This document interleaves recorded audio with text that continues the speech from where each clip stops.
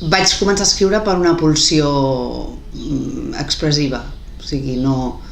vaig fer cap planificació, no vaig proposar-me escriure poesia, sinó que vaig començar a escriure a partir de la pulsió d'haver de dir coses,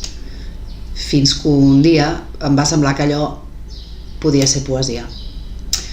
Les meves referències, doncs jo havia llegit poca poesia i sobretot havia llegit alguna cosa de poetes castellans, sobretot la generació de Pedro Salinas o bé Jorge Guillén, però molt escadusserament. Llavors tinc un poema on intento reflectir que les lectures que més m'han influenciat són lectures posteriors al fet d'escriure.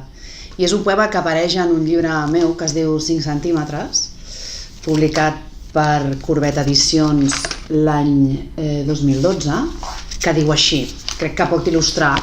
aquestes referències més posteriors que anteriors al fet d'escriure. Sofía de Mello Brenner Andresen, Blanca Varela, Nicole Brossard, Ingeborg Bachmann, Olvido García Valdés, Hilde Domín, Maria Beneito, Anna Hatherley, Alejandra Pizarnik, Felicia Fuster, Cristina Rossetti, Clarice Lispector, Anne Carson, Gina Ángeles Laplace, Anne Sexton, Chantal Maillard, Teresa Pascual, Silvia Plath, Dulce Chacón, Anna Akhmatova, Teresa Rita López, Eugène de Vasconcelos, Rosina Ballester, Wisława Szymborska, Marina Tsvetaeva, Emily Dickinson, Idea Vilariño, Maria Mercè Marçal, Adrienne Rich, amuntegades per si el poema de la cicatriu em fos d'art. De totes maneres és un poema incomplet i podria afegir Valente, per exemple, o Juan Gelman, o Borges, o Paul Celan,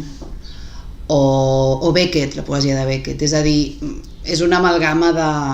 de veus, no només femenines, sinó òbviament masculines, i també les de sense gènere, que m'han influenciat.